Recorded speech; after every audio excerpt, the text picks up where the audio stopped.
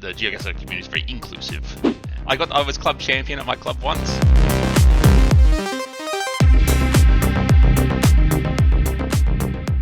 Good evening, Aussie Golfer. How are you doing? Hey Sebastian, I'm doing well. How are you today? Good, doing good, very good. Well, unless I get confused with a change in the time zone, because I thought we were starting the interview an hour ago, and obviously I got confused. So thank you for making the time.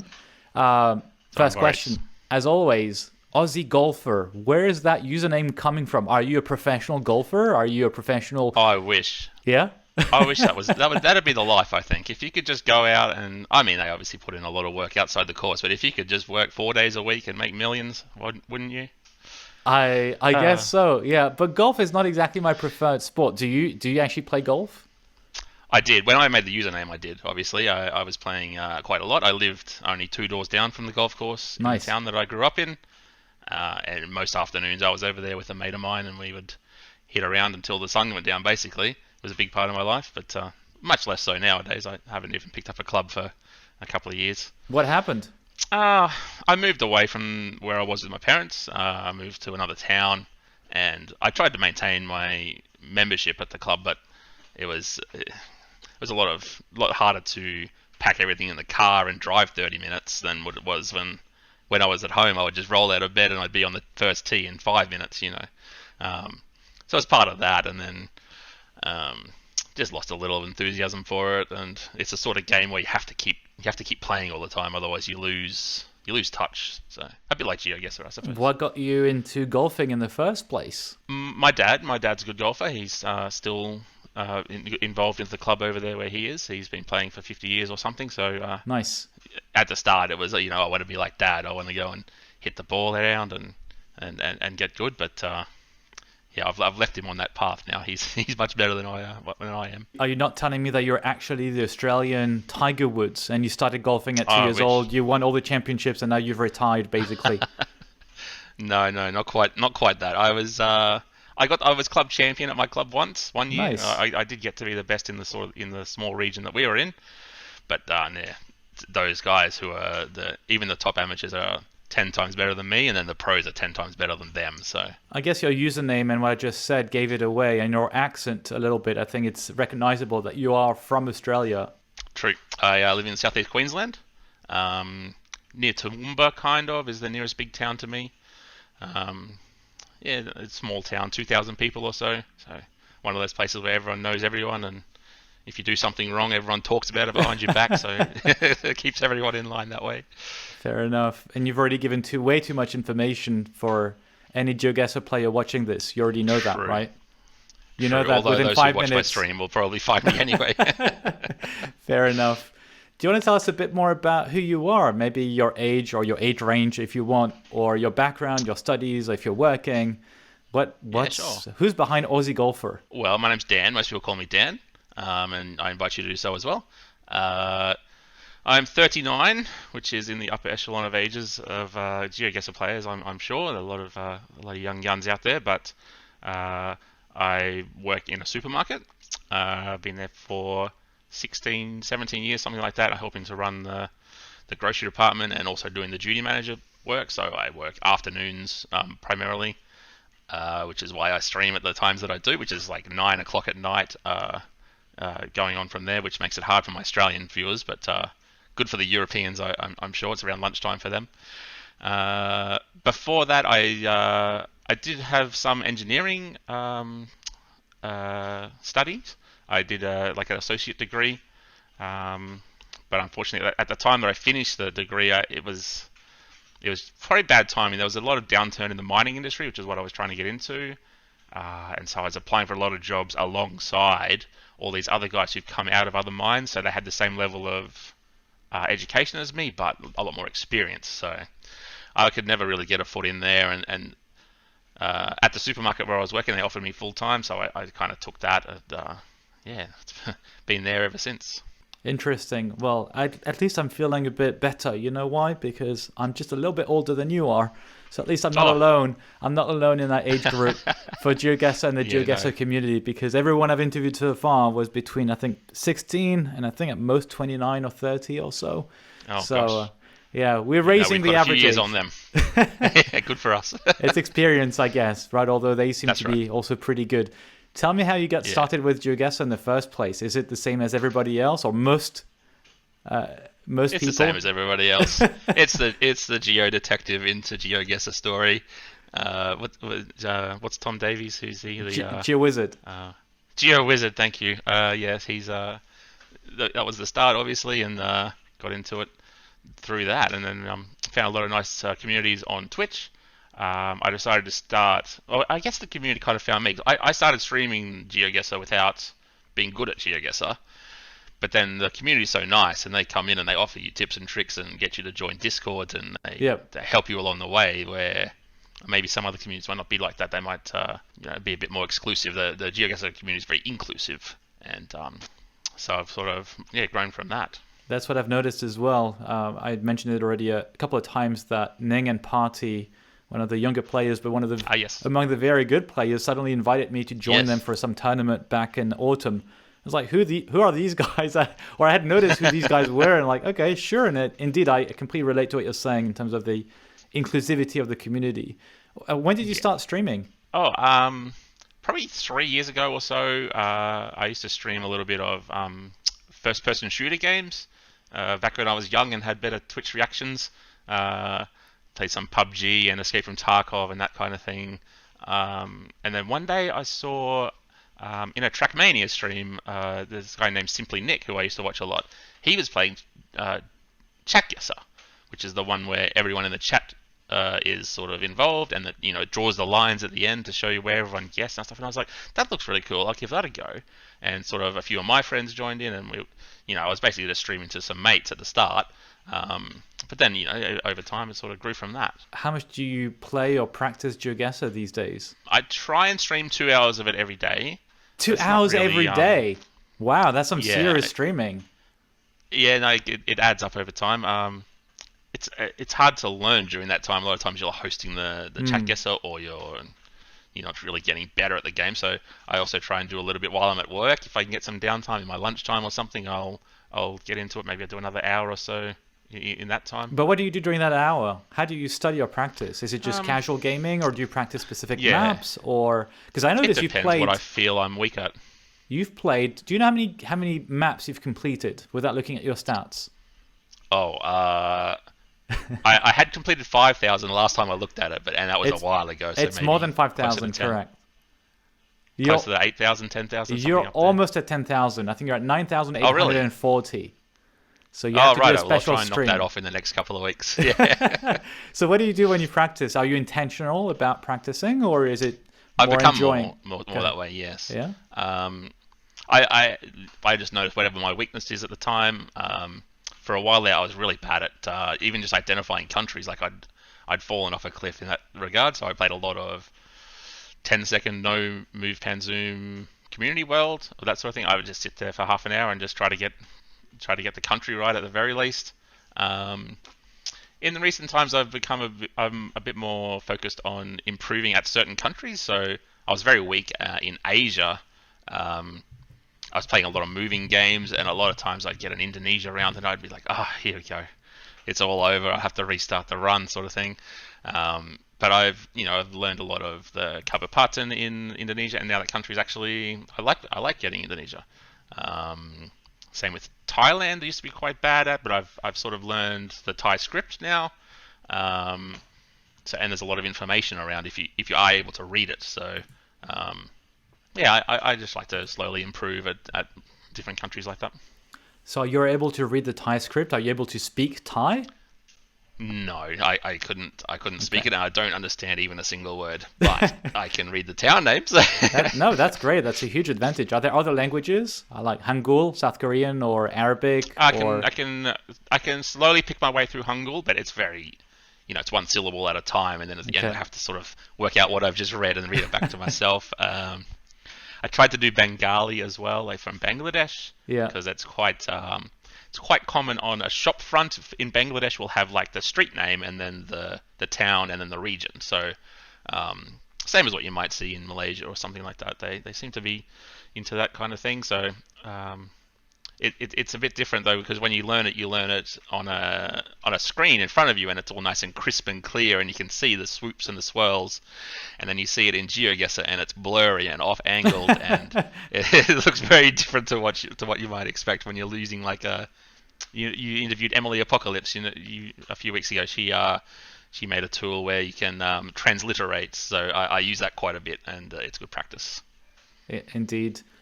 What would be your tips to someone starting GeoGuessr today? It's a question I ask occasionally, especially these days where it feels like everybody's getting stronger because everyone's happy to share their tips and tricks.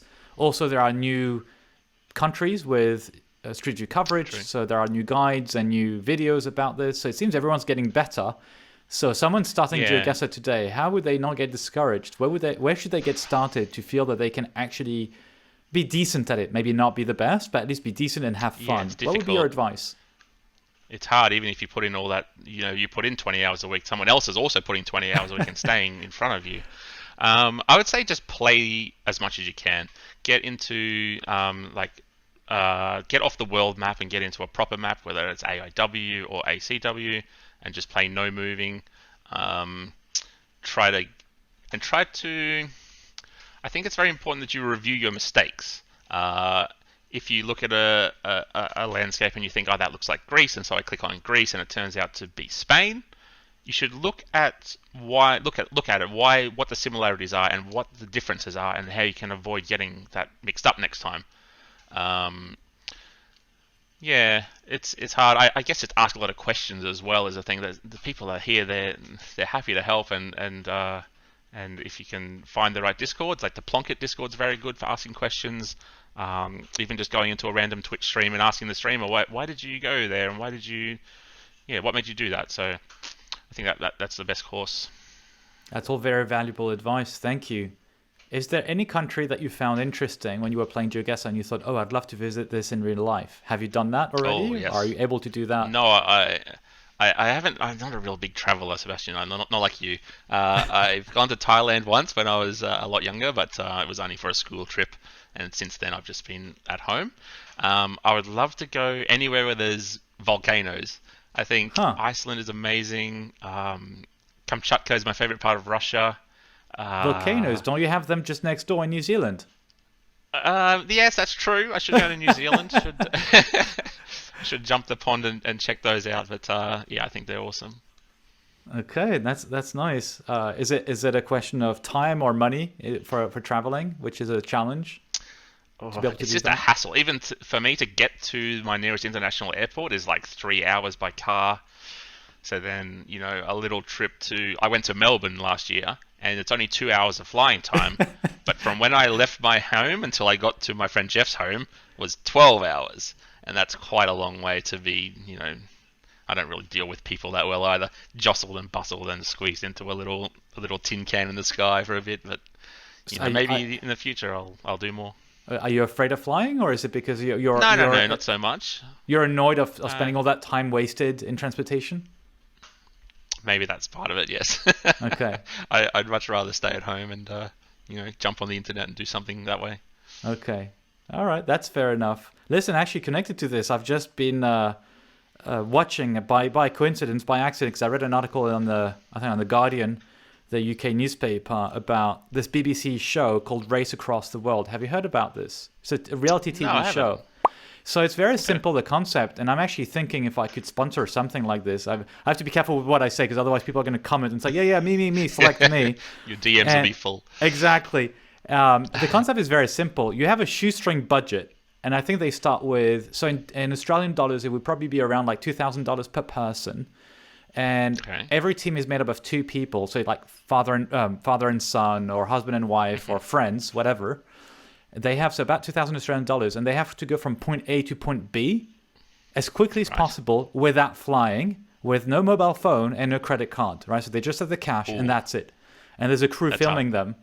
And I like the concept, obviously, since I like traveling.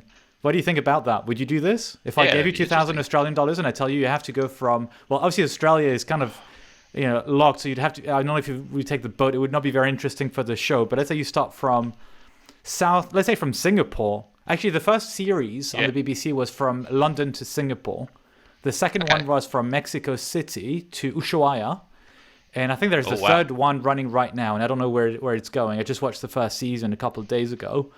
Would you do something like this if I gave you like a couple of $1,000s, or would you can't be bothered with the hassle? No, I'll give it a go. All right, so maybe give that a try. Yeah. Where do you want to go? Iceland, volcano areas? Yes. Yeah. Okay. Maybe we can. Where else? Maybe Iceland and Greenland and those sort of places. But you also I don't know how you do those without flying though. Yeah, Central America also have a bunch of volcanoes. Yeah, that's true. Guatemala looks very nice. And you have Indonesia, not too far from Australia. Yeah, that's the closest country to Australia. That's true. Yeah. And most volcanoes of any country, I believe. Is it closer than New Zealand? Yes, yeah. At the north end, it's very close. The north end, yes. Because does Australia have islands right close to Indonesia or not? Yeah, we've got Christmas Island and the Cocos Islands. Oh, Christmas Island is part of Australia. Indonesia. Okay. Yes. Yeah. Okay. Yeah, I should know that with GeoGuessr. What they do there, they just have crabs. I think that's all they're really famous for. Well, and the Street View car, right, which is this like greyish like pickup truck or something. Yeah. Yeah, we call it a ute in Australia, utility vehicle. Are you interested in competing in a World Cup for GeoGuessr? Yeah, it would take a lot of work to get to the level of was Blinky, Kodiak, and Mackham last time he won the World Cup. Then they are streets ahead of me. But yeah, that'd be interesting. I like moving games especially. Moving games. Okay, you seem pretty strong anyway. You come recommended by Kodiak, but in case people were not aware, you know it because I think I mentioned it to you. What do you think about the community? You said you find it inclusive, but I'm trying to get a sense of, do you have any thoughts of how you would love to see the community evolve? If you have any thoughts around it, or maybe the game, if you don't want to talk about the community because you're fine with it. Maybe with the GeoGuessr game itself. They've introduced quite a number of features lately.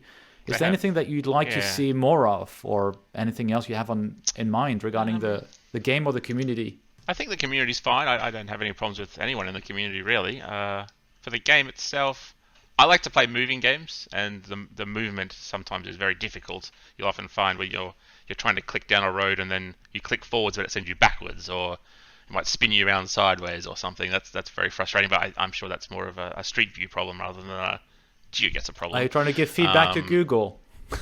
Yeah, through you.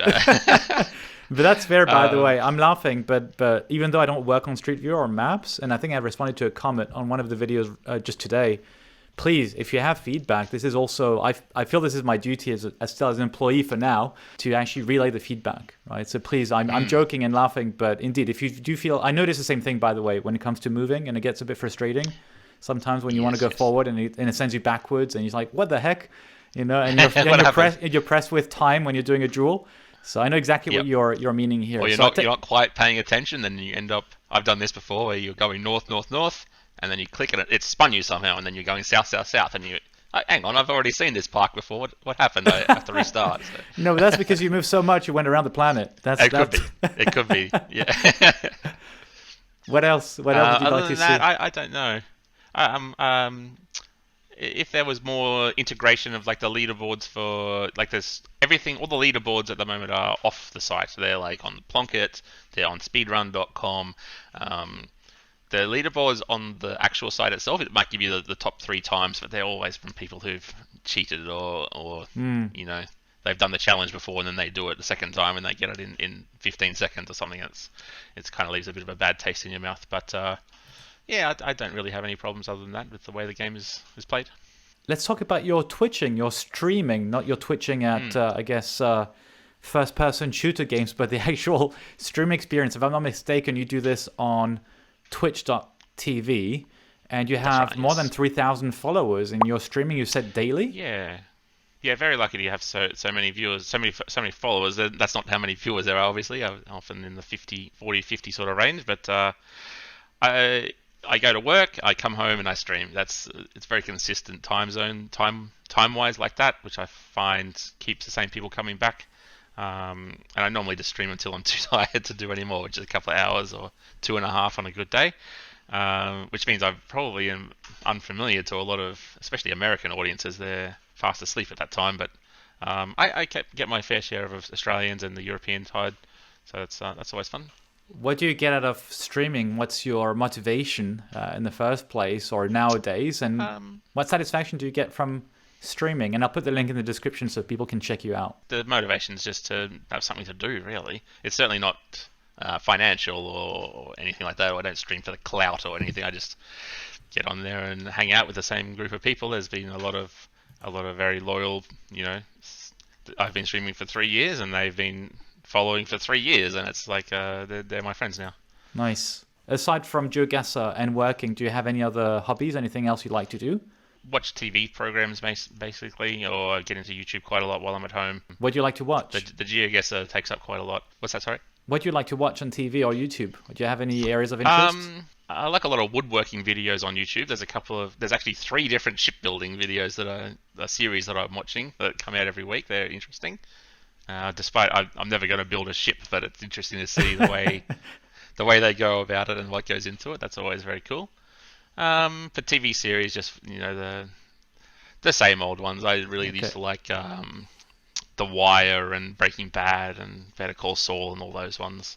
I have a bunch of thematic interviews for you. You're going to pick one. Let's see which ones maybe you'd like to go through. Let me suggest either the interview set called The Rubbish Interview, Double Meaning, Judgment Day, and Neither Yes Nor No. Which one would you like to pick? I've got to go the rubbish one. That sounded the most interesting. The rubbish interview. All right. Are you ready, Dan? I'm ready.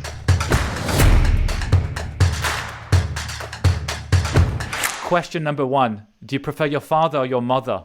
Father. All right. You seem pretty clear. The response was super quick. He's Do the you one want to that elaborate? well, just spending all the time playing golf with him. And, my mother's awesome. She's very close with my sisters, for sure. Okay. And then, the boys sort of stay with the boys and the girls stay with the girls a little bit, I think. Okay, I guess you saved yourself by saying your mum's still awesome. Because I guess if she watches this... All right. Yeah, I'll send her the link and make sure she knows. Question number 2, Dan.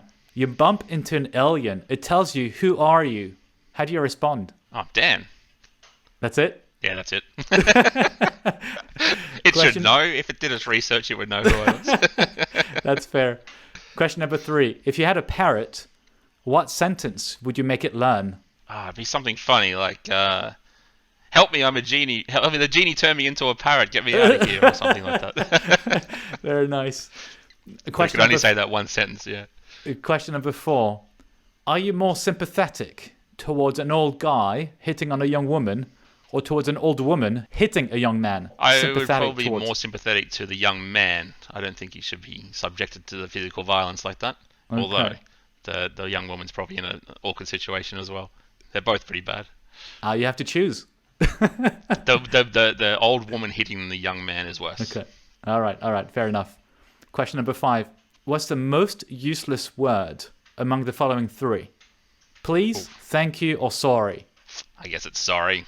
You sure shouldn't ever put yourself in a situation where you have to say sorry. That's a very politically correct answer, wasn't it? But it's not a politically correct interview either, is it? It's a rubbish interview. No, so you're excused. That's the whole point, right? To try and see if you can be funny or you respond whatever you want. So don't worry about it. Question number 6. We have 10 in total. Let's see if you succeed to make it until the very end. Number 6. If you were on sale in a shop, what object would you be? Maybe an apple. Like, pretty easy to consume, but still quite good for you. Okay. You want to be good for others? Yeah, I think so. Okay. And you want to be eaten? Yeah, we'll leave that one. We'll leave that. Question 7. A genie offers you one wish. What would that wish be? Can I wish for more wishes? You may. That's totally an option. I'll just wish for infinite wishes, please. And then do whatever. Question number 8. What's something you've never told anyone else? I can't think of anything. Question number 9. When was the last time you cried? Not that long ago. I get a bit teary sometimes. I don't know. Not even for sad things, like for, like happy dogs getting saved out of drains and that sort of thing. I watch videos and I find myself just having a bit of a weep. But that's okay, I think. Yeah, of course. Makes you human. The last one? I can't remember the last one. It would have been some silly video like that, I'm sure. Okay, fair enough. And last question. What's the sin the most tempting to you? What's the sin that is most tempting to you? Of the classic sins? You It'd may choose probably from the be classic ones or the modern ones. Whatever you well, want. the I guess classic one would be the. Is it called sloth? I think where you're very lazy and you don't want to do anything. I'd be very tempted by that. I have to force myself to do things, otherwise, yeah, Okay. I'd still be Okay. in bed now. All right. Fair enough. Thank you very much, Dan. You've succeeded to go through the rubbish interview. Fantastic. All right, and you've also succeeded going through the entire interview. So, any final few words you would have for the community or for anyone who's watching this? Keep being awesome. I think just be nice to each other and share what you know, and yeah, that's about it. Thank you very much, Dan. Thank you, Sebastian.